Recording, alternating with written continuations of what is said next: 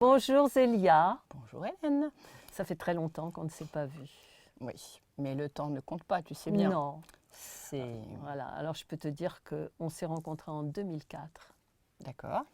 Je me souviens que j'étais archi crevée car je sortais de répétition Ok. et qu'on avait rendez-vous pour D'accord. voir les robes sur la terre comme au ciel qui sont sublimissimes. D'accord, ok. Ces robes de mariage, et je voulais une robe comme ça parce que Mhm. une de mes meilleures amies qui était chef de chœur sur mes spectacles m'avait appelé quelques jours avant pour me dire « Hélène, j'ai vu une émission à la télé, c'est pour toi. » D'accord. C'est quoi? Ça s'appelle Sur la terre comme au ciel, tu cherches, tu téléphones à cette femme, vous allez travailler ensemble. Bon, déjà, sur la terre comme au ciel, ça a dû te parler. Voilà, Te exactement. connaissant maintenant, voilà. Exactement. Bah oui, les émissions de télé, c'est toujours très porteur. Hein, c'est toujours. Voilà. J'ai eu la chance d'en faire très jeune, Mm. et j'en faisais encore une avant-hier. Et c'est vrai que j'ai de la chance parce que ce que je fais, c'est très vivant, c'est très ça. visuel. Donc forcément, filmer, c'est chouette, quoi. Et puis Ah, ça j'étais- fait connaître. J'étais en extase devant ces robes, quoi. Il y avait un choix extraordinaire. Alors j'avais Mhm. dit la rouge et la blanche. Oui. Et tu étais venue m'habiller dans les coulisses. Oh, mais je suis vraiment trop sympa. Mais j'ai pas Adorable. changé, Mais il y avait pareil. une copine à toi, enfin une Aussi employée. Oui. Ouais, je sais Vous pas, étiez à deux peut-être. pour tirer les lacets, parce qu'il y avait D'accord. des lacets. Bon, ok. Il y avait tout un tas de choses dans On ces était robes. cool. Bon, C'était mais super. magnifique. Et ce que je te disais, c'est que tu n'as pas vu la suite, c'est que les photos de ce spectacle sont allées pour le spectacle suivant au Casino de Paris, et que c'était dans tout Paris, etc. Donc je vais te les envoyer. Avec joie. Mm. J'aime bien avoir toutes mes... En plus, là, comme ça commence à faire pas mal d'années, ce travail Oui. d'archivage, en disant, Très tiens, important. je garde cette photo-là, ce truc-là. En plus, le Casino de Paris, c'est le premier concert que j'ai vu quand je suis arrivée à Paris. C'était Jacques Higelin au Casino de Paris, où j'étais en backstage et tout ça. Et voilà, il y a des endroits clés aussi comme ça, comme des moments clés qui te rappellent... Tout. Voilà, Le de parcours. bons souvenirs, voilà, et puis le parcours, ouais. Tu as toujours vécu à Paris, toi? Non, j'ai pas toujours vécu à Paris. Moi, je suis née en Picardie, dans un tout petit village de la Somme, en plein milieu des champs de pommes de terre. Et donc, il y avait de la culture, mais c'était pas la même. Voilà. Et de ce fait, j'étais une enfant qui se sentait pas très à l'aise avec ça. Hein. J'aurais pu adorer monter aux arbres, courir pieds nus. Bon, quoi que là-bas, il y a plutôt de la boue. On n'est pas dans Manon des Sources, hein. C'est pas la Provence. Mais j'aimais pas trop, voilà. Donc, je viens d'un milieu où mes parents allaient travailler dans les fermes. Et puis, voilà, petit village où il se passait absolument rien. Et je me suis dit, je sais pas, il faut que je me sorte de ce truc-là, E.T., machin, home, venez me chercher. Donc, assez jeune, j'ai échafaudé le plan de partir. D'accord. C'est vrai. 16 ans? Non, beaucoup plus tôt que ça. Je pense que j'ai perçu tout ça très très jeune, genre 2 ans et demi, 3 ans, 4 ans. Ouais, vraiment, j'ai dit, bon, il y a un truc, malaise. Ça va pas. Voilà, bon, alors j'ai dit, je peux pas partir comme ça avec mon petit sac à dos à 3 ans et demi, donc il va falloir que j'attende. Et j'ai attendu patiemment de passer mon baccalauréat, mais avec déjà, dès l'âge de 8-9 ans, je me marginalise par de la création, par ma façon d'être, par le fait que je lise un livre par jour, que je m'intéresse à tous les ateliers possibles, peinture sur soie, théâtre, photo, machin. Donc mes parents me disaient toujours, on a dû se tromper à l'hôpital, ils nous ont pas donné le bon gosse. Parce que mes frères et sœurs ne sont pas du tout comme ça. Donc c'est vrai que quand tu n'es pas né dans une famille artiste, esthète, je sais pas, j'aurais pu être l'enfant de prof, par exemple, qui m'aurait éduquée. Là, c'est vrai que c'était étrange parce que j'étais pas du tout éduquée dans tout ça. On n'avait pas la télévision au départ. Il n'y avait pas de tourne-disque, même pas on écoutait des disques. Et moi, j'étais habitée par de l'opéra. Enfin, j'aimais ça. C'était très étrange. Alors, après, quand on a eu la télé, dès qu'il y avait l'opéra, paf, il changeait de chaîne. Et moi, j'étais là, mais moi, j'aime bien. Je faisais, c'est quoi ces horreurs? Voilà, donc mon plan, ça a surtout été d'être bonne à l'école. Parce que je me suis dit, si je ne suis pas bonne à l'école, on te mettait à l'usine. Ah oui. Hein, parce que c'était le cursus classique, en tout cas dans mon milieu familial. Et moi, mais ça n'a pas été facile. Hein. C'est beaucoup les professeurs qui m'ont aidée. Parce que dès l'âge de la 5e, culturellement, on sortait de l'école. Donc, beaucoup de professeurs, je leur dois beaucoup. Beaucoup sont au ciel déjà. Mais je leur dois notamment une professeure de musique et qui m'a complètement fait découvrir Stravinsky, des choses comme ça. Et donc, j'étais la seule môme en 6e qui chialait au fond de la classe en écoutant Stravinsky. Et tu avais tous les autres avec leur pipeau qui faisaient genre, mais elle est juste tarée, cette fille, de pleurer. Et c'est vrai que c'est là que j'ai compris que j'avais un chemin et que j'allais devoir... Que tu étais artiste, en fait. Ouais, alors c'est encore même aujourd'hui compliqué pour certaines personnes de l'accepter. Moi, je l'ai accepté parce que mon frère me disait encore récemment « Mais tu comprends, ça fait 40 ans que tu es parti à Paris et tu n'as toujours pas de métier en main !» Et alors, j'ai dit « Bon, ok, ils n'ont pas tout à fait suivi tout. » Ils n'ont pas compris. Mais au fond, il n'a pas tort. Parce que je ne suis pas une vraie créatrice, une vraie styliste, je ne suis pas une vraie couturière, je ne suis pas une vraie modéliste, je ne suis pas une vraie mannequin, je ne suis pas une vraie présentatrice, je ne suis pas une vraie attachée de presse, je ne suis pas une vraie femme d'affaires, mais n'empêche que les uns empilés sur les autres, je suis ce que je suis. Et en fait, je suis une poète, quoi. Je fais de la poésie, comme les mecs du street art qui font de la poésie urbaine. Moi, je fais de la poésie romantique. Voilà, c'est ça mon job. Et avec beaucoup d'indépendance, beaucoup de volonté, parce qu'il fallait quand même, je partais, j'avais 17 ans et demi, 18 ans. Et bon, à l'époque, rappelle-toi, il n'y avait pas comme aujourd'hui les réseaux sociaux. Donc quand tu partais à Paris, il n'y avait même pas de cabine téléphonique. C'est vrai. Tu te rappelles, il fallait une pièce là pour appeler tes parents une fois par semaine. Ouais. Donc mes parents étaient totalement angoissés, et moi avec. Mais je savais que je faisais le bon choix. Et récemment, j'ai perdu ma maman. Et avec toute cette fratrie avec qui j'ai dû recommuniquer, ses frères et sœurs, je me suis rendu compte qu'au fond, j'avais fait le bon choix. Parce que je n'étais pas du tout faite pour vivre dans un village de campagne. Ouais. Je me serais sûrement suicidée ou un truc du genre. Mais vraiment, parce que tu vois, je suis très joyeuse. Et donc, le côté plomb-plomb, un peu, tu vois, une ambiance un peu comme ça, c'est lourd. Tristoun, c'était pas fait pour moi. Donc, moi, je voulais me faire des copains. Parce que comme dans le village, personne ne voulait me parler. Parce que forcément, quand tu t'affûtes, tu tricotes des trucs. Dans les années 70, je me créais des costumes. On m'appelait Linda de Souza parce que j'allais à l'école avec une valise. Et à l'époque, tu avais Linda de Souza. Voilà, je la rencontrerai des années plus tard, mais à l'époque, je savais pas que j'allais la rencontrer. Et donc, je me changeais, je me costumais, je sais pas, j'étais barrée. Mais en fait, ce que je voulais absolument, c'était que les gens de mon entourage comprennent que je ne suis pas comme eux. Et c'était pas de l'ego, c'était pas... qu'ils te voient. Non, surtout qu'ils acceptent ma différence.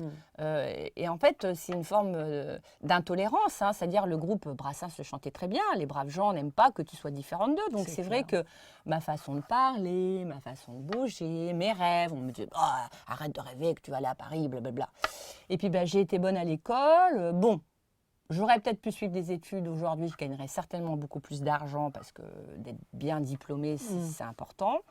Mais comme la fratrie n'était pas d'accord que je parte, je n'ai pas pu partir dans des conditions, avoir un hébergement, mes parents qui m'aident financièrement. Donc, je me retrouve à Paris dans les années 83. Et là, tout commence. D'accord. Et tu leur as dit, je vais à Paris vivre ma vie? Non, j'ai plutôt monté dans le train sans trop le dire. J'en faisais qu'à ma tête, en fait. D'accord. Bon, maintenant, on en a parlé avec ma mère. C'est vrai que je lui ai créé beaucoup de stress. Mais j'ai fui, on va appeler ça comme ça. Et d'ailleurs, j'en ai pris conscience quand maman est partie l'année dernière. Parce que je me suis dit, ça fait 40 ans que je suis partie, mais je suis partie, c'était comme une fugue. Donc, il y avait, tu sais, les contre-intentions de tous les autres sur le dos que je portais. Et là, quand j'ai vu comment ils se comportaient, je les ai posés par terre et j'ai dit, je repars cette fois-ci à Paris. Bon, voilà, je laisse tout derrière moi. Mais hors de question que je reparte avec pas de la malveillance, mais une forme quand même. Ouais. C'est-à-dire, quand tu dis à un enfant, tu n'y arriveras pas, pour qui tu te prends, mais tu n'y arriveras pas. Bien sûr. Donc moi, moi j'aimais bien, je m'identifiais beaucoup aux héros et aux héroïnes des romans que je lisais. Ça va de D'Artagnan qui dit qu'il faut aller à Paris, tout ça. Bon, moi, je dis il faut aller à Paris, il faut que je rencontre le roi, la reine, le président, le machin. Et je vais m'amuser à faire connaissance avec toutes ces personnes, mais pas du tout dans un trip fan. Tu vois, parce que moi, à l'époque, tous mes potes de collège, ils écoutaient Antisocial, Trust, ils écoutaient Téléphone. Moi, ma volonté, c'était de devenir leur ami, ce qui n'était pas la même chose. Donc, tout le monde à l'époque me disait que j'étais une grosse mytho. Mais en fait, d'ailleurs, ils le disent encore maintenant, paraît-il, mais que je fais des montages vidéo, etc. Donc, c'est drôle. Parce ouais, c'est drôle. Et en fait, non, je les ai rencontrés pour de vrai. Je suis toujours amie avec la plupart. Et puis après, du coup... tu es rentrée dans le milieu artistique, en fait. Oui, très vite. En fait, ça a été vraiment... Tu t'es retrouvée chez toi. Très, très facile, en fait. Je marchais dans la rue. Alors, le premier que j'ai rencontré, c'était Michael Lang. le mec a fait Woodstock. Ah oui, alors c'était rigolo parce que comme j'avais tous mes copains qui étaient hippies, tu vois, quand j'étais au collège, les hippies, machin. Et moi je croise ce mec, il m'invite à dîner, en fait très sympa. Et du coup je rencontre Joe Cooker et puis voilà. Ah oui, carrément. Bah oui, parce que c'était le super pote de Joe Cooker. Et donc il m'appelait tous la fourmi parce que je travaillais tout le temps. Tu sais, les mecs c'était là, mais bosse pas. Puis moi je voulais pas devenir une fan en fait, c'était pas du tout mon délire. Donc j'ai essayé, d'ailleurs c'est une culture qui m'a sauvée, c'est que j'adore être utile. Et me rendre utile. Donc, quand j'étais en backstage, je sais pas, au début, je tirais les chaussures des gars. D'accord, tu bougeais tout le temps. Je savais que c'était un privilège et j'étais pas genre la fille, tu vas me sauter comme ça, je reste dans le groupe, quoi. Tu vois, j'étais très fleur bleue. J'arrivais de la campagne. Mes parents, à l'époque, m'avaient dit, si tu couches avant que tu sois majeure, on te tue, on t'enterre dans la cave. Donc, du coup, j'étais hyper sérieuse. Et du coup, c'était rigolo parce qu'il y avait un gros décalage. Tu fréquentes les rockstars. Mais j'ai quelques photos. On dirait que je suis une enfant. Ouais. J'ai des photos parce qu'après, je suis devenue très amie avec le groupe Kiss, le groupe de hard rock, avec qui j'ai fait des tournées. Et c'est rigolo parce que tu me vois. Alors en plus, j'ai jamais fumé de ma vie. Mais là, tu vois, j'ai une espèce de clope au bec. J'ai 18 balais. On dirait que j'en ai 14. Et eux, ils sont quand même vachement plus vieux que moi, quoi. Et du coup, il y a des photos. Bon, à l'époque, on faisait quand même un peu de photos. Et ouais, c'est des super bons souvenirs. Et ce qui me plaît surtout, c'est que je suis toujours amie avec eux, quoi, depuis les années 80. Et en fait, c'est des vraies amitiés, en fait, que j'ai liées, quoi. Mais en fait, quand tu es venue à Paris, tu avais un projet précis ou tu savais pas du tout? Bah oui, si j'avais un projet, c'était comme j'avais lu des romans, je sais pas, qu'il y a un rebondissement, tu vois, que j'ai une vie magique, que je rencontre des gens, des artistes exceptionnels. Donc, ce que j'ai relativement réussi, si tu veux aller par là. Voilà. Après, je n'ai pas acheté d'immeuble, donc c'est sûr que comme je n'ai pas envisagé ma vie comme une partie de Monopoly, quand tu viens de milieux plus simples, l'accession, je discutais beaucoup de ça parce que je suis très copine aussi dans un autre registre. D'ailleurs, il faudrait que tu l'invites avec Brigitte Hérault, la femme de monsieur Jean-Marc Ayrault, qui elle aussi vient d'un milieu très populaire. Et en fait, l'ascension sociale, elle doit se faire souvent par l'argent. Tu vois, quand tu viens d'un milieu où il n'y a pas beaucoup d'argent, tu as réussi si tu as 3 voitures, 2 maisons, enfin tu vois. Et donc c'est un peu pour ça que je parle de Monopoly. C'est pas du tout méchant, mais il y a des gens qui ont d'autres rêves. Ce qui était mon cas en fait. Et alors la couture en fait, c'est venu quand? Parce que là tu es encore dans alors au début, c'est devenu pour survivre parce qu'en fait, comme je suis arrivée sans diplôme et que je me suis inscrite en fac, mais en fait je suis restée que 2 jours je crois, parce que j'aimais pas du tout. J'étais vraiment hyper mal. Bon, je pouvais pas faire d'école de mode et tout ça parce que c'était payant. Donc j'avais pas déjà d'argent pour avoir un logement, donc je te dis pas une école. Et de ce fait, j'ai dit, faut que je trouve autre chose. Et tu vivais où alors? Alors moi, j'ai trouvé une toute petite chambre de bonne rue du Square Carpeau. C'est ma mère d'ailleurs. C'est un peu idiot parce qu'elle est partie et on n'a jamais reparlé de ça, comment elle avait trouvé cette chambre. Et on avait une toute petite chambre de bonne à Paris, déjà dans le 18e. Ah, d'accord. Et en fait, j'ai atterri direct dans le 18 en fait. Et j'en suis jamais repartie. Ouais. Exactement, donc j'arrive dans les années 83, j'ai passé mon bac, je veux aller à Paris parce que je veux me donner une chance de vivre une autre vie, mais bon, je pense que, tout est relatif, mais ça ressemble aux gens qui un jour sont montés sur les bateaux pour partir aux États-Unis. Oui, c'est pareil. Tu vois, qui partaient d'Angleterre en disant, on tente notre chance, on va faire autre chose. Donc pour moi, c'était un petit peu, essayer de trouver le jackpot, de vivre une autre vie. Et puis, comme je savais déjà beaucoup coudre, puisque je cousais mes robes à l'école et tout ça, et tricoter, quand je me suis retrouvée en backstage au Casino de Paris, j'ai dit est-ce que je peux vous aider? C'était le spectacle de Jacques Higelin à l'époque. Alors j'ai commencé à faire trifouiller des trucs, aider les choristes. Et puis j'ai commencé vraiment comme ça, à l'intox un peu, parce que quand les gens me disent t'es capable de faire des costumes de film, je fais mais tout à fait. Genre j'avais jamais fait de costume de film de ma vie. Mais j'étais quand même avec un profil bon élève à l'école, ça m'a quand même sauvée. C'est-à-dire je ne fais pas de la couture style parce que je ne savais rien faire d'autre. J'avais vraiment... D'ailleurs, j'adore les études, j'adorerais y retourner. L'autre jour, j'étais à Amiens, à l'IUT, tu vois, au campus, je me sens bien. Je suis une éternelle fille qui aime apprendre. Ah oui. C'est la jeunesse éternelle. Voilà, j'adorerais apprendre à faire des mises en page, des machins. Bon, j'ai pas le temps, donc des fois, je peux pas tout faire non plus. Mais voilà, donc je me suis mise à la couture un petit peu en moyen de survie. Et puis très vite, je me suis dit, je vais pas faire genre toucheuse, quoi, même si je l'étais au départ.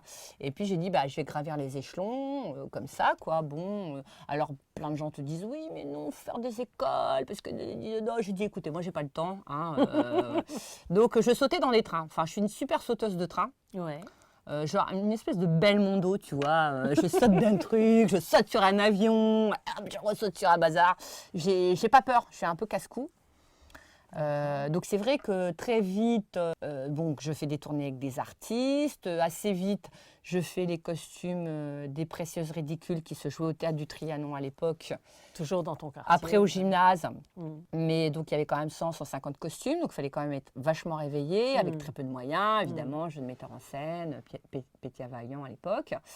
Et puis assez vite, je rencontre une autre personne. Ma sociabilité, elle m'a beaucoup aidée. Forcément.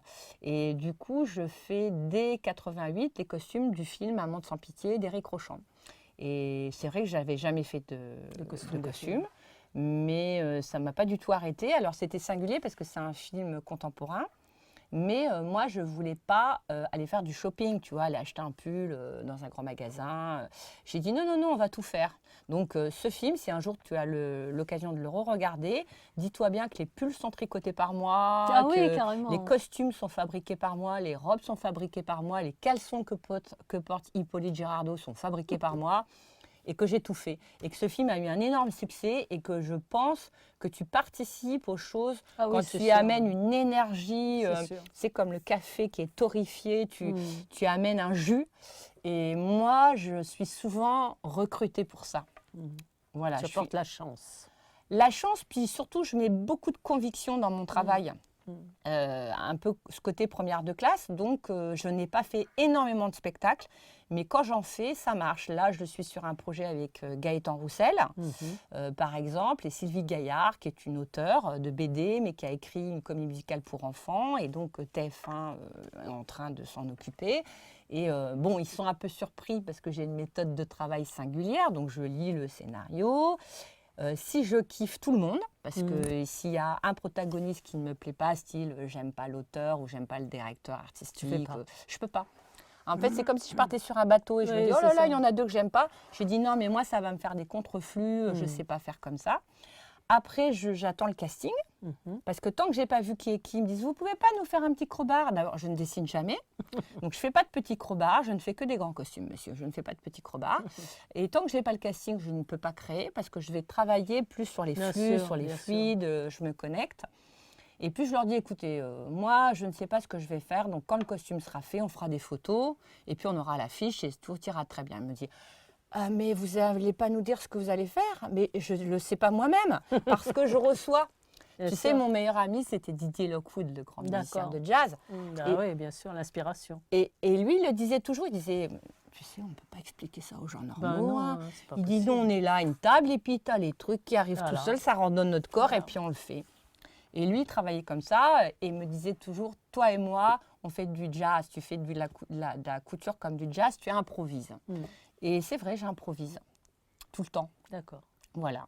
Et puis, petit à petit, j'ai posé mes valises donc rue d'Orcel, dans cette fameuse boutique au pied de la butte Montmartre. Oui, c'est magnifique. À l'époque, il n'y avait personne. Donc, le bail n'était pas cher parce qu'il n'y avait personne. Entre-temps, il y a eu Amélie Poulain. Entre-temps, il y a eu le tourisme, l'office du tourisme. La Paris a changé. Ouais. Et maintenant, c'est une boutique très, très bien placée. Ouais. C'est comme certains amis qui sont à l'intérieur des terres en Bretagne qui disent « Oh, mais t'inquiète pas, dans quelques années, la mer sera au bord de chez nous. » Tu vois, c'est-à-dire il y a les mouvements. Et chaque chose en son temps, voilà. Donc aujourd'hui, ce qui est chouette quand tu as un lieu dans lequel tu es depuis tant d'années, c'est que les gens te retrouvent. Donc ça, c'est chouette. Tu vois, des gens qui passent, qui font... Même mon prof d'anglais du collège qui fait... Ah, je vais au théâtre de l'atelier, alors je passe parce que j'ai vu Zélia à l'extérieur et j'ai bien connu votre maman. Alors là, je le regarde, je fais, vous avez connu ma maman? Il fait, oui, je l'avais comme élève, elle était très bonne élève en anglais et tout ça. Et là, je me regarde, il s'appelait Monsieur Delvalle et je fais, vous foutez de ma gueule, Monsieur Delvalle. Alors il me regarde, il me fait, Non. Je dis, mais c'est moi, Zélia. Je suis Zélia. Il me fait, ah ah ah, vous êtes aussi drôle que votre mère, tiens, vous. Et il est reparti. Il m'a jamais cru que c'était moi. C'est adorable. Bah oui, c'est mignon. Alors je dis, bon, bah, j'ai pas trop vieilli. Adorable. Bah ouais, c'est sympa, c'est sympa. Ouais. Magnifique. Donc c'est drôle, voilà. Et puis, bah, dans cette boutique, je couds, je crée. C'est comme ma maison. Oui, mais tu as une autre boutique qui est à Palais Royal. Je l'ai plus. Ah, Je l'ai eu pendant 10 ans quand même. c'est ça. C'était long. C'est là que je suis venue la première Oui. fois. Alors pourquoi? Tu sais, dans des élans de folie. Un dimanche après-midi, bon, il se trouve que dans les années, donc je m'installe pour bien que tout le public qui nous écoute suive. Donc je m'installe à Paris, je commence à faire des films. Très vite, je me marie avec un acteur de télé et de film, donc il part souvent, et je deviens maman très jeune. Donc, on ne peut pas tous les deux partir. Et puis, en plus, ça ne me plaît pas trop, en fait, les spectacles. Je trouve qu'il y a trop de paramètres, trop de gens. Moi, je suis plus comme un artiste peintre, donc je me suis dit, je vais me sédentariser, je me mets dans cette boutique, et j'ai commencé à faire ces robes de mariée champêtres, fantaisistes, un peu médiévales, baroques. Magnifique. Moi, je trouve qu'il y avait vraiment une carence qui existe toujours sur de la poésie autour du mariage. Oui, du romantisme. Il y a beaucoup de conservatisme, beaucoup de classicisme, et moi, j'avais envie d'autre chose. Et donc, ça fait quand même 35 ans que je fais des mariés. J'élève mon premier enfant et je commence à faire beaucoup d'émissions de télévision parce qu'à l'époque, ça existait. Tu avais beaucoup d'émissions le matin, l'après-midi. Tu avais Patrick Sabatier quand il faisait tout ça à la une. Il pouvait inviter des gens, il y avait des plateaux, il y avait des chanteurs qui chantaient deux par deux. Tu vois, il y avait une espèce de possibilité qui aujourd'hui n'existe plus. Donc, c'est vrai que dans les années 90, je vais faire énormément d'émissions de télévision. Et bien, quand tu fais tout ça à la une pendant 25 minutes un vendredi soir, qu'est-ce qui se passe? Eh bien, tu vends des milliers de robes. Voilà, c'est ce qui m'est arrivé. Beaucoup de gens m'ont aidé. J'ai pu le remercier que récemment, puisque mon ami l'a interviewé, Patrick Sabatier, et du coup j'ai pu dire merci, 35 ans plus tard. Grâce à vous. Oui. Et puis après, à l'époque, tu avais Ardisson, tu avais De Chavannes, c'était rigolo, tu avais vraiment une génération. Après Nulle part ailleurs, j'ai souvent fait Nulle part ailleurs avec Gildas.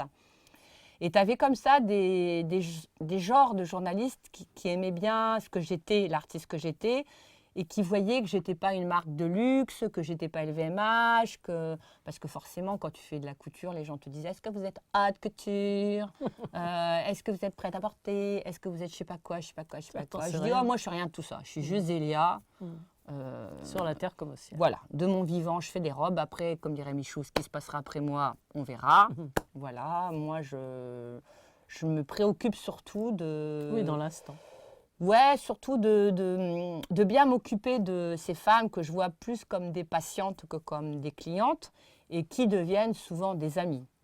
Voilà, donc voilà, vont s'enchaîner des robes que je fais de façon presque compulsive. Quand j'étais jeune, je disais ça à ma fille cette semaine qui est devenue une grande photographe de mode, une super artiste.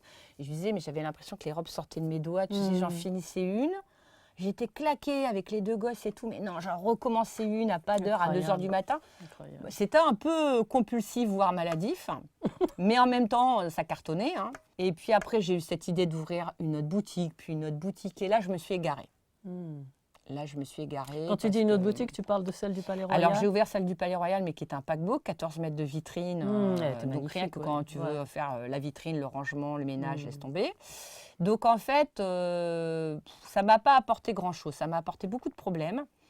Parce que du coup, tu dois recruter des gens à qui tu dois expliquer comment il faut travailler. Dès que tu as le dos tourné, voilà. Puis dès que tu en as formé une, finalement, elle se marie, elle part. Enfin, donc, après, j'ai fait aussi Moscou. J'ai été pas mal de temps à Moscou. Bon parce qu'en fait, tu as envie d'essayer. Parce que tu as aussi tous les gens qui disent « Mais tu perds ton temps à rester que rue d'Orsay, à Montmartre. Tu as du potentiel. Tu devrais faire plus, tu devrais faire autrement. » Et comme disait ma mère, les conseilleurs ne sont pas les payeurs. D'accord, tu es partie à Moscou. Ouais, je suis partie à Moscou. Et puis, une fois que tu es à la fête du milliardaire par moins 40, tu dis « Qu'est-ce que je fous là ?» Ça m'apporte quoi? Et comme moi, j'ai toujours mis le facteur bonheur et surtout le facteur de... Tu sais, quand on est artiste et qu'on n'est pas quelqu'un qui a appris à être styliste, c'est-à-dire quand tu n'es pas mercenaire et qu'on te paye pour faire un truc, ou toi aussi tu connais ça, des gens de studio, on s'en fout, c'est quoi l'album, du moment que je fais mon cachet, je chante. Et... Bien sûr. Moi, je ne sais pas faire ça, donc j'étais trop émotive, trop dans l'émotion. Et du coup, quand je me retrouvais à la fête du milliardaire avec des gens prêts à tuer mes père et mère pour du business, pour machin, Oui, c'était pas chez toi. Je ne m'y retrouvais pas en fait. Donc des gens me disaient, mais qu'est-ce que t'en as à foutre? Tu signes la collection, machin, tu prends de la thune et tu pars. Bon, c'est aussi la raison pour laquelle je me suis jamais prostituée, parce que finalement, quand tu regardes le parcours d'énormément de gens devenus célèbres, alors j'avais mon ami Michou qui ne le cache pas, qu'il était un mignon, il y a toute une génération qui était comme ça. Moi-même, j'aurais pu être sympa avec beaucoup de gens, producteurs, etc. Mais écoute, non, je ne le sentais pas. Je ne l'ai pas fait. J'étais une bosseuse, donc je retournais à mon labeur, je requittais les moscovites qui voulaient m'épouser, qui voulaient machin. Et je disais non, je retourne coudre mes petites robes moi-même à Montmartre. Et les mecs disaient, mais vous êtes folle, vous êtes folle. Moi, j'en avais même qui me disaient, tu l'épouses, après tu divorces, c'est une grosse pension. Ça. Et je me disais, oui, mais et au ciel, ça se passe comment avec tout ça? Voilà, je suis très habitée par ce qui va se passer après. C'est très, très important dans ma vie. L'après. Donc, je le prépare beaucoup. C'est aussi un choix de vie. Il y a beaucoup de gens, c'est consommer ici, profiter un max. Oui. Moi, de toute petite, j'ai senti qu'il y avait quelque chose d'autre.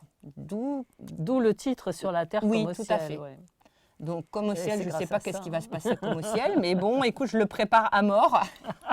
En étant quelqu'un de bienveillant, qui met de la lumière, qui met de la joie, qui ne baisse pas les bras, qui crée des vibrations poétiques. Voilà. Et puis, donc, toutes les mauvaises aventures, je vais avoir, ça va me prendre beaucoup plus d'énergie de clôturer des choses que de les créer. C'est pour ça qu'il faut toujours quand même un petit peu faire attention où on met les pieds. Mais bon, souvent, quand tu as 35, 40 ans, tu as un espèce de coup de speed, tu veux réussir, peut-être ça va me faire gagner de l'argent pour acheter une maison pour les enfants, peut-être, bon, des bêtises. Et quand je vais me rendre compte que vraiment, surtout à Moscou, à un moment, il y a des mecs qui veulent me couper les doigts. Ah oui, carrément. Ouais, bah oui, parce qu'il y a la mafia et tu ne te pointes pas comme ça sur leur territoire. Et là, je me dis, bon, tu mets trop en danger ta famille, toi, il faut que tu arrêtes tes conneries. Donc, je vais décider de faire marche arrière. Mais les seules fois d'ailleurs, je suis une bonne conductrice, les seules fois où j'ai eu 2 accidents de voiture, c'était à 3 à l'heure en reculant. Donc c'est que ça ne me va pas du tout de reculer. Tu vois, je fais le truc, bang, j'avais pas vu le mec derrière. Bon, c'est dommage, parce que j'avais jamais d'accident dans ma vie. Ouais, je crois que la vitesse, ça me réussit bien, d'ouvrir des choses. Mais après, quand tu veux revendre un bail commercial, des fois, tu mets des années à trouver un client. Tu dois rapatrier beaucoup de choses. Donc, j'ai trouvé ça difficile. Surtout que ça va se passer en même temps que mon divorce. Donc, j'ai été mariée 20 ans avec le papa de mes enfants. Et quand je vais là, il va me l'annoncer, en plus c'était horrible, c'était avec Bruno Kremer.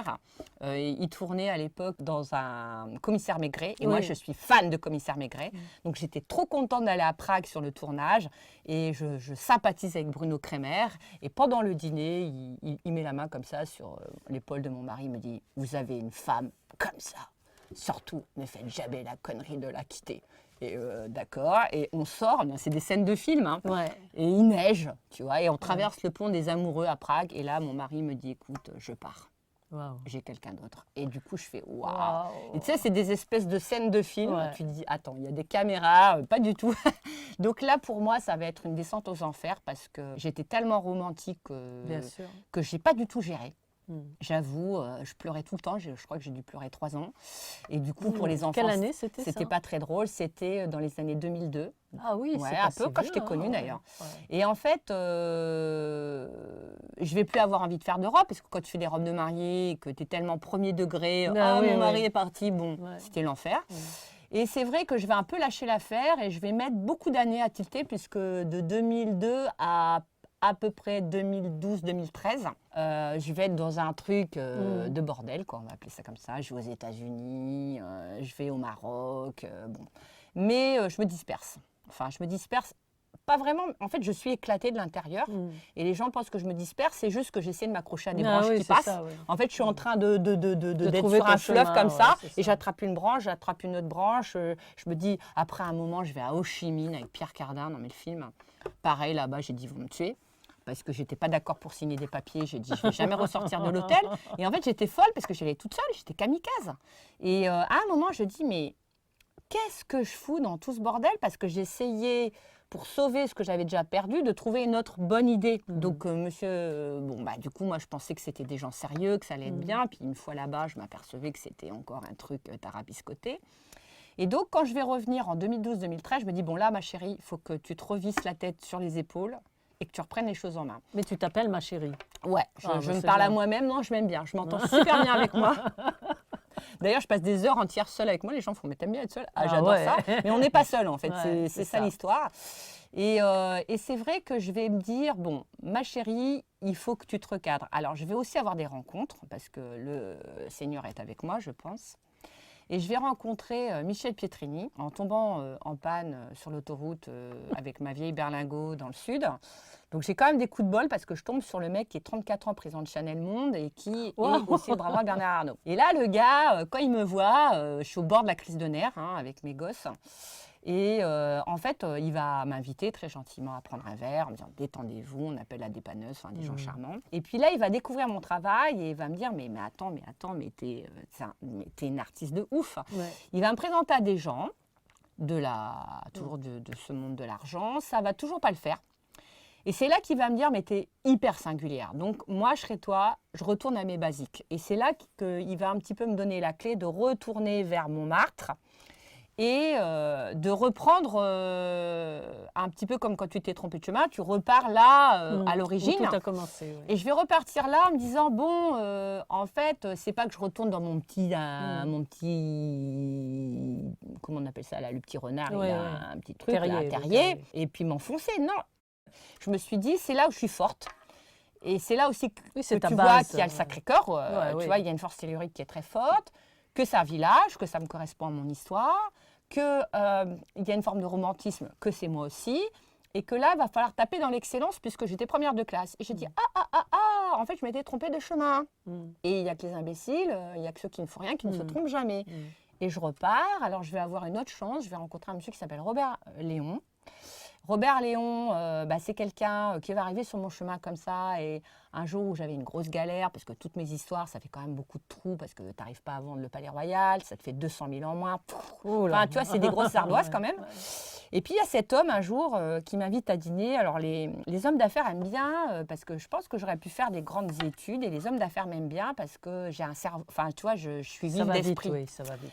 Et puis je suis pas genre l'artiste un peu égo, machin, non. Tu vois, j'essaie de trouver des trucs, voilà. Bon. Et en fait, lui, je m'aperçois au bout de, je sais pas combien de dîners, qu'en fait, c'est lui qui a fondé la maison Christian Lacroix. Enfin, je savais pas parce qu'on parlait d'autre chose, en fait.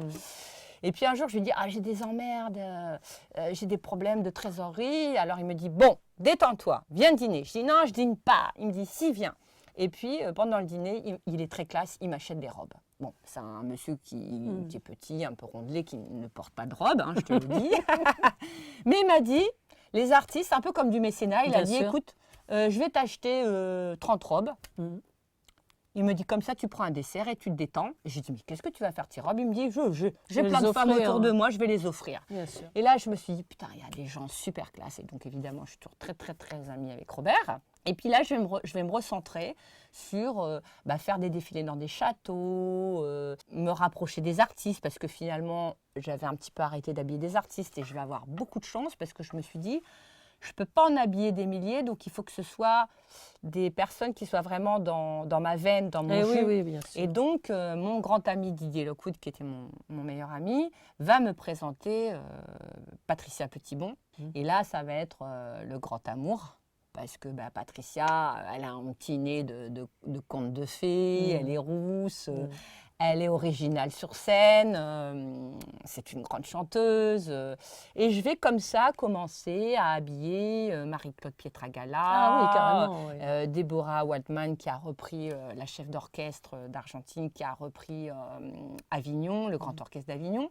Et je vais avoir comme ça des femmes qui vont me donner de la force. Parce qu'un jour, on était à l'opéra, on était allé voir Marie-Claude Pietragala, on était en backstage, il y avait Patricia et moi. Et je dis à Didier, tiens, prends le portable, prends-nous toutes les trois en photo. Alors, je dis, je veux une photo de moi avec mes 2 artistes. Et Didier dit, moi, je vois 3 artistes. Et c'est vrai que quand tu as un peu perdu pied pendant des années, que ta famille était contre que tu fasses ce métier, quand des gens de ce niveau-là te disent t'es une artiste. Oui, bien sûr. Quand la personne qui a travaillé aussi près de Christian Lacroix te dit, son financier te dit t'es une artiste, ben, je me suis dit, ben, ce que pensent les autres, je m'en fous maintenant en fait, je suis moi. Voilà, et j'ai continué de faire mes robes rue d'Orcel, jusqu'au moment où je reçois la médaille des chambres de métiers de France. Bon, un jour, on me dit, voilà, vous êtes convoqué. Et puis, je reçois une médaille et puis le président de la CMA me dit « Mais tu es tellement l'incarnation d'un autre artisanat, puisque c'est vrai qu'on voit souvent des messieurs un peu costauds, barbus. Tu devrais nous trouver un truc qui raconte les artisans. » Alors, je rentre chez moi, je ne sais pas trop quoi faire. Parallèlement, j'avais un autre souci, c'est qu'il y a beaucoup de touristes à Montmartre et je ne savais pas quoi leur vendre. Parce qu'ils rentraient dans ma boutique, et évidemment, tout le monde ne fait pas comme toi de la scène ou oui, se marie. tout le monde ne se marie pas. Oui. Alors, je me suis dit, je ne vais pas leur faire des écharpes ou je ne vais pas leur faire des t-shirts écrits Zélia, ZZ, je t'aime. Bon, donc, je me suis dit, il faut que je trouve une idée. Et puis, j'avais aussi ce problème, c'est que je vieillis, je vais sur 60 ans et je me suis dit, bon, Zélia, c'est très physique de faire des robes de scène, il y a des répétitions, des filages, il faut bouger. Hein. Les robes, ça coûte très cher à faire, c'est beaucoup de tissu, c'est très technique.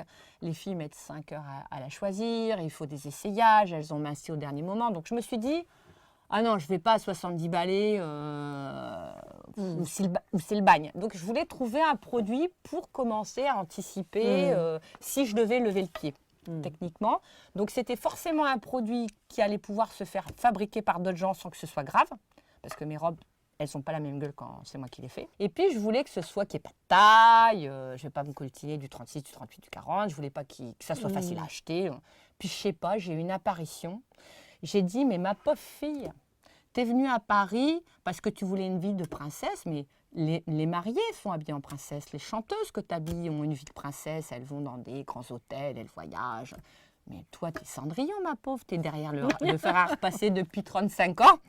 Et d'un seul coup, j'ai dit, il y en a marre, parce que finalement, j'avais le sentiment que j'étais la fée qui crée la robe, mais qu'en même temps, j'étais Cendrillon. Tu vois, il y avait un truc schizophrénique. Et j'ai dit, mais fuck la fée, fuck ces histoires de baguettes magiques et de mecs et de princes charmants, je sais pas quoi là. J'ai dit, je suis Cendrillon et je vais aller danser comme je suis. Et comme je suis, pour moi, j'étais en tablier. Et donc, j'ai dit, je vais faire des robes, des tabliers aussi beaux que mes robes. Alors, tout le monde m'a dit, ça va jamais marcher ton truc. Un tablier, ça peut pas coûter cher. Un tablier n'a pas besoin d'être beau. Et j'ai dit, quoi? Toutes les femmes de ménage, tous les gens qui travaillent, ils n'ont pas besoin d'être beaux. Et là, je regarde. Et comme quand j'ai fait des robes de mariée à 35 ans, je vois que il ne se passe rien.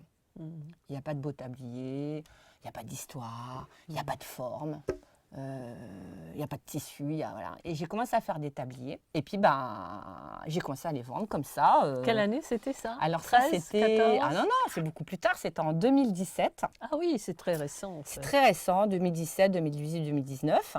Et puis, alors évidemment, c'est bizarre d'avoir une boutique de robes de mariée et en vitrine, tu mets un tablier de robes de mariée. Les gens m'ont dit « Ah, mais vous êtes pour le retour des femmes aux cuisines. » Enfin, tu vois, bon, vieux truc réac. Alors, j'ai dit, rappelle-toi que j'étais première de classe, j'ai dit, il faut que je leur explique où je veux en venir et ce que je veux dire par là.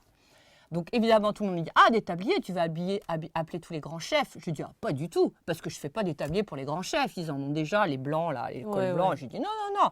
Moi, je fais des tabliers. Moi, je voyais ça un peu comme La La Land, tu vois, des gens, des comédies musicales, des gens qui dansent partout. Voilà.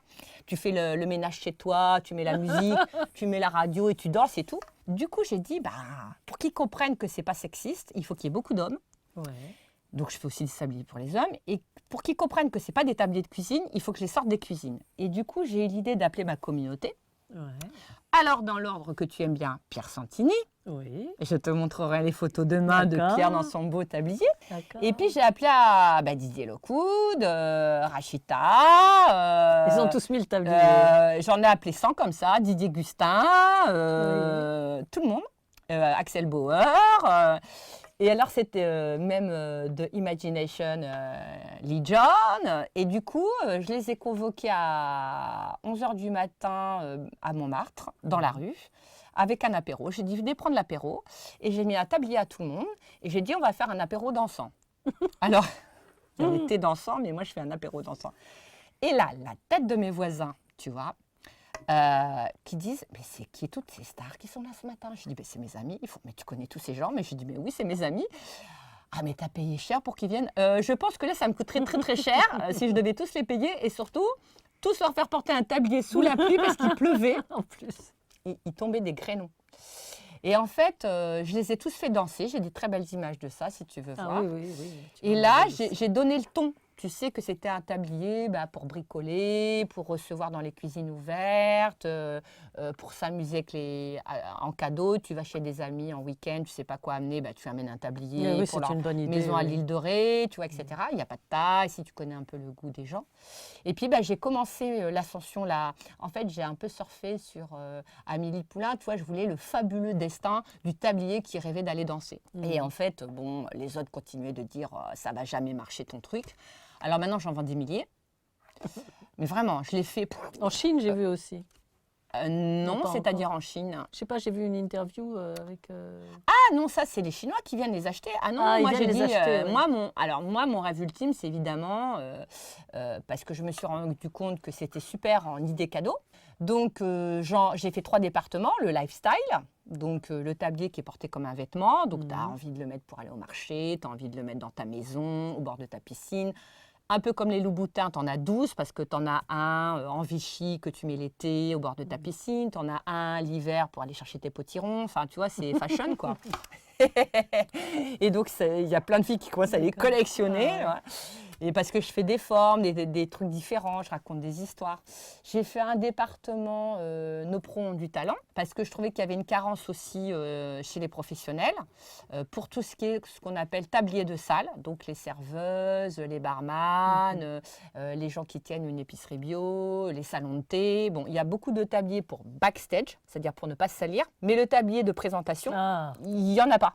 Voilà, donc mondialement, ça fait un carton. Les gens au début m'ont dit mais où tu vas chercher tout ça? Parce qu'évidemment, je vais habiller différemment des gens qui tiennent un restaurant entier. C'est fashion, hein. On dirait une comédie musicale en fait, c'est-à-dire tellement je crée des postes différents, à la fille à l'accueil, les filles sur la plage, voilà. Et puis après, j'ai dit bon, ma chérie, si tu veux pouvoir t'acheter un appart à Montmartre, parce que c'est bien beau tout ça, mais j'ai toujours pas acheté d'appart, comme dirait mon frère. Et vu les prix d'appart là-bas, j'ai dit ça va être chaud. Donc, il n'y a pas, il faut que j'en vende des millions. Ouais. Et c'est là que je me suis dit, bon, avec mon réseau, c'est pas mal, j'en vends des milliers, mais il faut que je tape plus fort. Et c'est là que je me suis dit, si tu étais un petit animal, comment tu te vois, ma chérie? Puisque je me parle à moi-même, souviens-toi. J'ai dit, bon, moi, si je choisissais quel animal, quel totem je suis, là, comme chez les Indiens, je dirais que je suis une puce. D'abord parce qu'une puce, c'est mignon. Et puis, une puce, ça saute très haut. Parce qu'il paraît que ça saute l'équivalent de je ne sais pas combien. En fait, ça saute l'équivalent d'un Empire State Building tellement ça saute haut par rapport à son corps. Ouais, ça saute très haut. Incroyable. Alors, j'ai dit, bon, c'est bien. Tu as prouvé que tu étais une bonne sauteuse. Tu sautes haut. Tu habilles des grandes artistes, tu es toute seule à 17 ans. Bon, voilà, tu ne tombes pas ni dans la drogue, ni dans la prostitution, ni on te coupe les doigts en Russie. Bon, tu as échappé à tout ça. Mais maintenant, si tu veux aller loin et vite, saute sur le dos d'un cheval, ma petite puce. Et c'est là que je me suis dit, il faut que je fasse des alliances. Des partenariats. Et là, ça va être beaucoup une histoire de femmes aussi, parce que je vais aller représenter la France en Chine.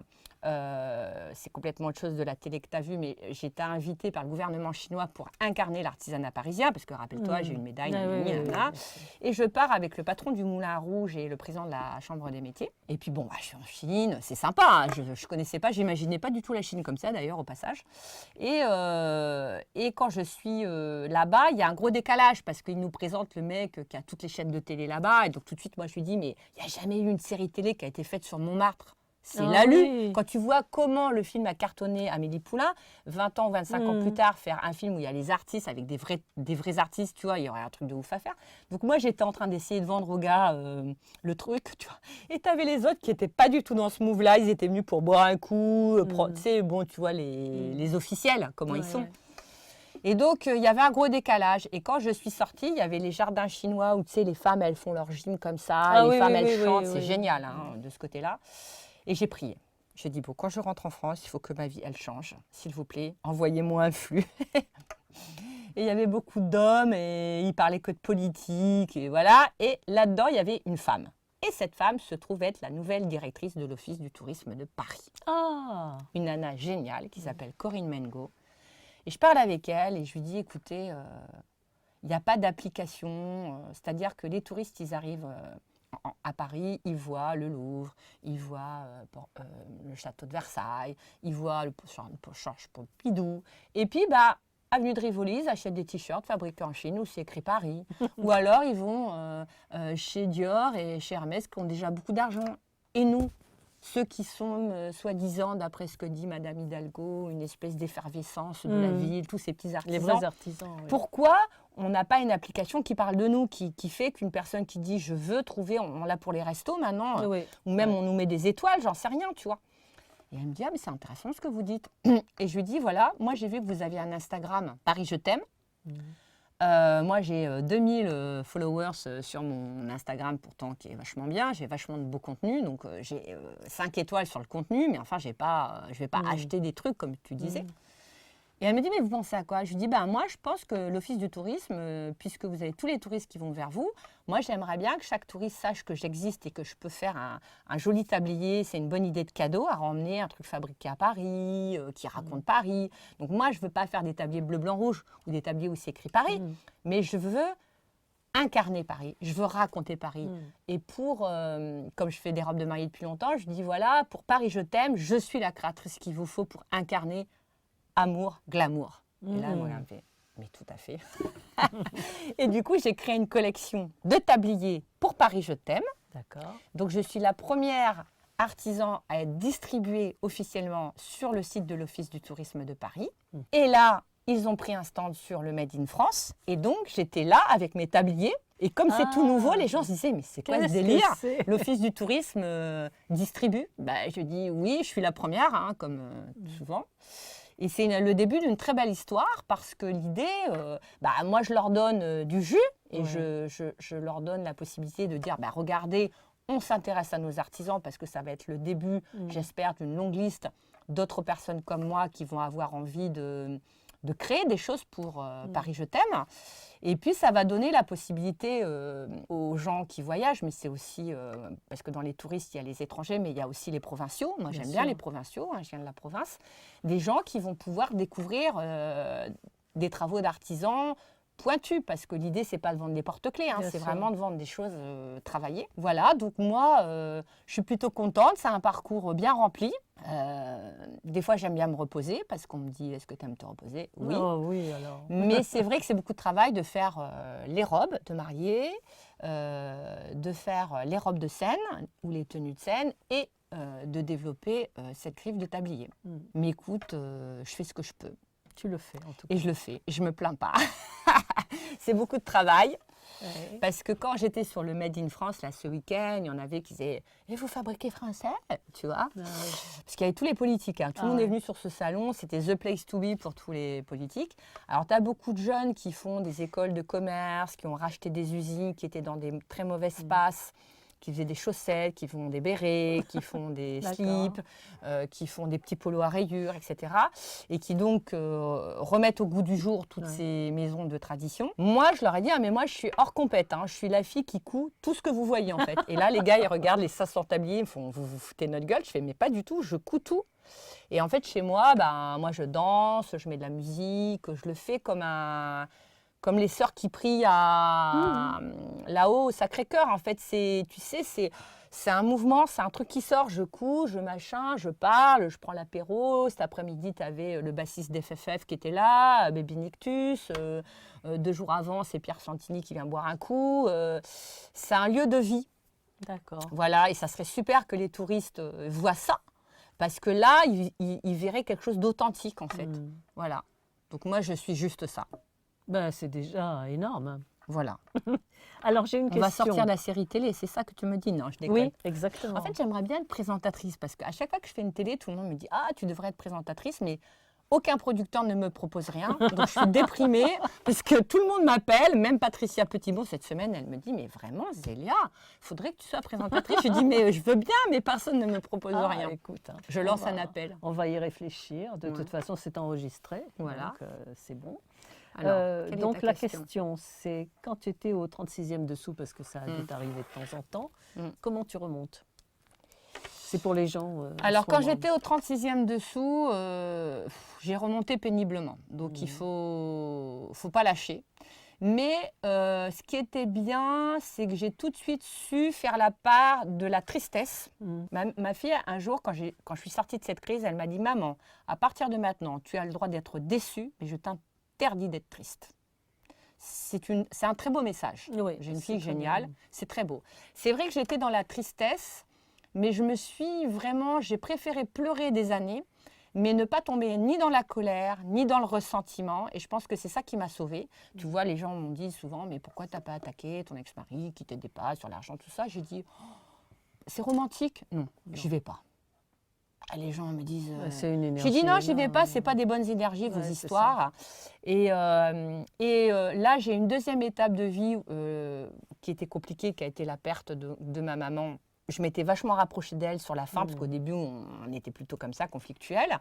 Et puis en fait, tout ce qui s'est passé avec cette fratrie, qui n'était pas contente que j'étais partie à la ville, enfin, des histoires un peu qui font vraiment retour en arrière, 40 ans en arrière. Voilà. C'était très bizarre, mais c'était tellement violent que ça m'a greffé un cerveau que je n'avais pas. C'est-à-dire que tu vois l'aptitude que tu as dans la vie, quand tu as du coffre, tu prends le coup, il te rentre. Mais tu vois, quand tu as une espèce de catcheur, bon, tu as un peu sonné 2 secondes et tu repars. Avant, quand j'étais sonnée, je mettais très longtemps à repartir. Tu vois, je tombais, les émotions prenaient le dessus. Et c'est vrai que là, j'ai le sentiment qu'un cerveau a été greffé parce que je vois le problème, je ne suis pas contente, allez, 15 minutes, 1 heure, 2 heures. Et très rapidement, je suis comme une reine. C'est-à-dire, je dis, bon, ok, il faut trancher, comment on fait, comment on sort du truc, comment on s'organise. Et j'ai présenté mes excuses à mes 2 enfants en disant, voilà, ça aurait changé beaucoup de choses si, à l'époque, j'avais été capable de faire ça. Mais je ne l'ai vraiment pas réussi. Et ils m'ont dit, non, mais c'est bon, parce qu'on a vu que c'était de la vraie tristesse. Pourquoi? Parce que tu as aussi tes enfants qui, eux, à la trentaine, vivent aussi des épreuves, des ruptures, des choses comme ça. Et par exemple, ma fille a une grande rupture sentimentale et elle a été vraiment mal. Et là, elle a vu l'état dans lequel moi j'avais été quand son papa était parti. Et elle m'a dit, je me suis énormément moquée de toi quand je te voyais pleurnicher là pendant des plombes et tout. Des fois, ma mère, elle me disait, bon, ma mère me saoule. Elle m'a dit, mais en fait... c'était sain, tu as sorti tout ça, et puis je comprends en fait, je comprends ce que tu as traversé. Donc maintenant, vu l'âge que j'ai plus de temps à perdre aussi. Donc il y a quelque chose de raisonnable. Tu vois, tu parlais de sagesse tout à l'heure. La sagesse, c'est quoi? C'est un ordre de priorité. D'un seul coup, tu dis, déjà, tu as perdu du temps parce que tu t'es associé à telle personne, que ce soit professionnel ou personnel. Et il t'a dit ça te rendait malade. Tu ne vas pas encore reperdre 10 ans avec ça. Bien sûr. À un moment où on se réveille. Tu vois. Donc là, moi, je me sens super bien, en fait. C'est-à-dire, je ressors de tout ça, je sais que j'ai fait les bons choix, je sais que c'était une vie rigolote. Aujourd'hui, je vais la stabiliser. Tu as un nouvel amoureux, de toute façon. J'ai un nouvel amoureux, mais bon, je ne suis pas mariée. C'est pas nécessaire. C'est un amoureux qui était là, plus là, plus t'es là, plus là. Aujourd'hui, je ne savais même pas s'il était là, donc pour te dire. Mais tu t'aperçois que tout ça, ça n'est pas ça qui est important. C'est-à-dire, je pense que si tu travailles vraiment ta vie intérieure, je ne veux pas dire que ma joie aujourd'hui, c'est est-ce que j'ai vendu beaucoup de robes et est-ce que mon amoureux me dit qu'il est amoureux, parce que demain, ça peut être complètement autre chose. Ma force intérieure, c'est que je suis très heureuse, quoi qu'il se passe. C'est-à-dire, je ne suis pas en train de me dire « Ah, j'ai 2 enfants, c'est vrai qu'ils sont merveilleux. » Je suis allée voir mon fils qui jouait quand même au Bus Palladium, le truc mythique quand on allait avec son père quand j'avais 18 ans.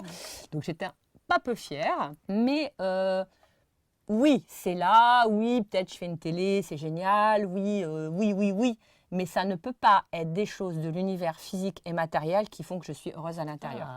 Je suis... en fait, j'ai trouvé une stabilité. Il y a des gens qui appellent ça la cathédrale intérieure. Enfin, moi, je fais pas tout de trucs. Connecté, tu es connecté. Je fais pas. Je peux pas te dire que j'étudie des choses et tout ça. Mais je l'ai senti, tu vois. J'ai senti que j'étais vissée, quoi. Et que. Non, parce qu'en fait, c'est vraiment le bagne, quoi. Si tu es tributaire de l'extérieur, c'est fini. C'est vraiment fini. Alors après, les gens vont faire « Ouais, mais comment tu construis ?» Alors par exemple, j'ai fait un truc tout bête, là, quand j'ai été sortie de tout ce marasme, quand j'ai sorti de toutes ces histoires de nettoyer la maison de mes parents, de la vendre, d'accepter de partir, de vider toutes mes affaires, j'ai été faire le tour de toutes les cathédrales. J'y suis allée à la cathédrale d'Amiens, je suis allée à la cathédrale de Strasbourg. Et là, j'ai vraiment pris le temps. Mais j'ai vraiment pris le temps. En fait, j'ai tout mon temps maintenant. Je sais pas, c'est très bizarre en fait. Je me dis, mais qu'est-ce que je foutais avant? Avant, j'étais toujours speed et tout, je sais pas, tu vois, je suis à Moscou, je suis là. Je me dis, mais je sais pas, c'était qui habitait à l'intérieur de toi, mais elle était speed, hein.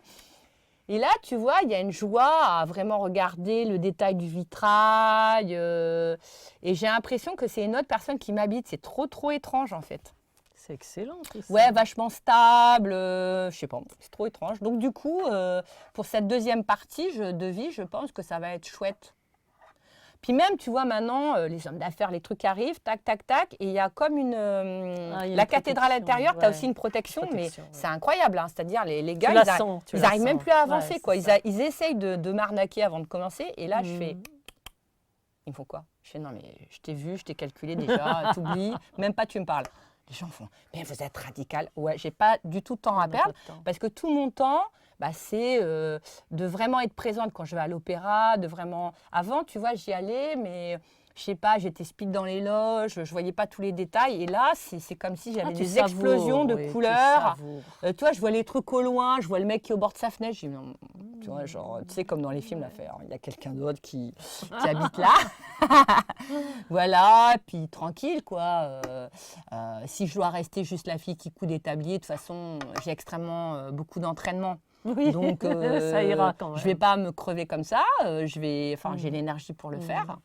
Et puis s'il se passe un truc miraculeux, qu'on en vend des milliers, c'est tant mieux. Des millions, encore mieux. Des millions de millions, pourquoi pas. Des milliards. Ouais, les gens font ah, mais ça va être horrible, c'est plus les trucs que tu couds toi-même. Je lui dis c'est complètement ridicule, c'est comme si je sais pas, tu t'appelais Patricia Cass et tu chantais dans les bals et puis un jour on te dit tu vas à l'Olympia. Je vais pas pleurer parce que je vais à l'Olympia, vous êtes ridicule ou quoi? Alors les gens des fois font mais tu ne sauras pas t'arrêter. Ah ouais. Tu crois que je suis pas le genre de fille qui adore être dans des spas et faire manucure? Je suis sûre que je vais être la meilleure aussi pour ça. On ira ensemble. Voilà. Mais je me vois ma vie, je la vois pas. Je me vois pas galérer en fait. C'est très étrange. Je me vois pas être une crevarde sur ma prochaine partie de vie. Toi, je me vois plutôt sur un bateau en train de danser, alors que je le faisais pas quand j'avais 20 ans, tu vois, donc à 60 balais. Tu vois, je me vois, je sais pas, jouer dans des clips avec des mecs de l'électro. Très bien. Moi, j'aimerais bien, comme j'ai appris à aller très vite, c'est vrai que c'est assez étonnant quand tu me vois coudre, parce que je suis organisée un peu comme une comédie musicale, et du coup, je me suis entraînée à faire des shows. Donc, je peux coudre en même temps qu'il y a un DJ et tout ça. Ah oui. Donc là, je suis en train de monter des dossiers pour aller promouvoir une animation. Tu vois, la gastronomie française à l'étranger, faire des animations. Et je me vois bien avec ma petite valise, comme si c'était un violon, tu vois. Puis je vais... là, je suis en train de négocier un show à Athènes, par exemple. Et les gens vont « Ah, mais... » J'ai dit, maintenant, il ne faut plus m'emmerder. C'est-à-dire que la boutique, si elle est fermée deux semaines par mois, tu viendras plus tard chercher ta robe de mariée. Moi, je suis à Athènes, je danse là-bas. Laisse-moi tranquille. Je ne chante pas comme toi parce que je ne pense pas être une bonne chanteuse. Mais si je pouvais, ça me plairait aussi. C'est vrai. Des fois, je fais comme s'il y avait un micro. Ouais, j'ai un petit côté... Ouais. Et tu parlais tout le temps de la fratrie. Vous êtes nombreux? Dans ma famille, on était 7. Ah, quand même. Donc, je dis on était parce qu'on en a plusieurs qui me disent « Tu n'es plus notre sœur !» Ah bon? Ok. Par contre, il y en a 2 qui sont devenus red dingues de moi, un frère et une sœur. Ah bon. Ma sœur aînée qui a 74 ans et un autre frère qui a 70 ans. Et qui m'ont découvert, qui ne me connaissaient pas du tout. Ah bah non, ils te connaissaient parce que les autres, elles n'arrêtaient pas de discréditer. Et en fait, là, ils regardent les vidéos, tout ça, ils font « Mais c'est incroyable !» Enfin, tu vois, ils sont super fiers. Ouais. Et t'es la combienième? Moi, je suis la dernière, la plus petite. T'es la dernière. Bah oui, alors en plus, tu sais, c'est comme ça, les cadettes, on te colle un truc. En plus, cadette, artiste, bon, ça faisait beaucoup. C'est la petite. Ouais. Puis tu sais, ils disaient, oui, mais toi, tu ne sais pas, tu ne comprends pas. Et à un moment, c'est là que je me suis rendu compte que j'avais beaucoup plus de sagesse que tous les frères âgés, frères et sœurs. Parce que comme j'ai fait, l'air de rien, quand même, un grand chemin seul, spirituellement, il a fallu vraiment que j'aille chercher des ancrages pour ne pas, d'une petite jeune fille de 17 ans, partir en live avec tout ce qui m'est arrivé. Je me suis sentie devenir l'aînée, en fait. Donc pour moi, j'ai pris l'ascendant sur mes frères et sœurs, c'est moi l'aîné en fait. Oui, c'est toi qui pourrais les conseiller. C'est moi qui ai le guide. Voilà, et du coup, quand je suis partie, j'ai dit, en fait, je ne fais plus la fugue de la petite cadette, c'est l'aîné qui, en pleine conscience, décide d'aller à Paris et je vais vous montrer que je vais vraiment pouvoir le faire. Donc si c'est qu'un problème de maison ou d'appartement, on va essayer de voir si on ne peut pas acheter des palais, par exemple, c'est beaucoup plus sympa et c'est plus drôle comme challenge. Voilà, donc j'en suis là. Il y a encore un gros chemin, il y a encore beaucoup de choses à faire pour avoir des palais. Mais t'es en route. Mais l'important, comme on dit dans le palais, c'est le goût. Exactement. Voilà. Exactement. Merci à toi. J'étais ravie de passer ce temps avec toi. C'était un peu long, hein, t'as vu, parce qu'il y a beaucoup à dire. Oui, il y a beaucoup à dire. Ouais. Tu reviens quand tu veux. Bah oui. Et toi aussi, tu viens me voir dans la boutique. Avec joie. On va te mettre un beau tablier pour cette scène. La prochaine scène, un beau tablier.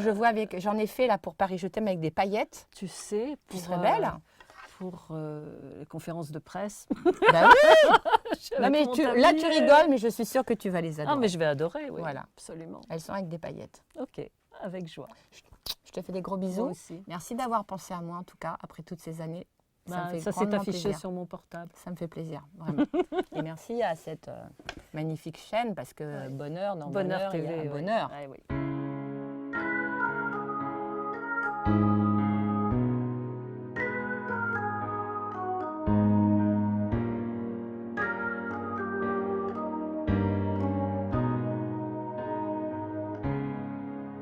Vois, je continue mon chemin, car c'est le mien, même si c'est pas le tien, ça ne fait rien, c'est ainsi dans ma vie, je l'ai choisi. Toi, tu viendras sur mon chemin, qui est le tien, même si tu n'en sais rien, ça ne fait rien, c'est ainsi dans ta vie, tu l'as choisi aussi. Je fuis et toi tu plies, je dis et toi tu suis, je sens ma fontaine chanter en moi. Je ris et toi tu dis, je vis, tu me souris, je sens le bonheur danser en toi. Vois, je continue mon chemin, car c'est le mien, même si c'est pas le tien, ça ne fait rien, c'est ainsi dans ma vie, je l'ai choisi. Toi, te voilà sur mon chemin, qui est le tien, même si tu n'en sais rien, ça ne fait rien, c'est ainsi dans ta vie, tu l'as choisi aussi. Je fuis et toi tu plies, je dis et toi tu suis, je sens ma fontaine chanter en moi. Je ris et toi tu dis, je vis, tu me souris, je sens le bonheur danser en toi. Toi, te voilà sur mon chemin, qui est le tien, même si tu n'en sais rien, ça ne fait rien, c'est ainsi dans ta vie, tu l'as choisi.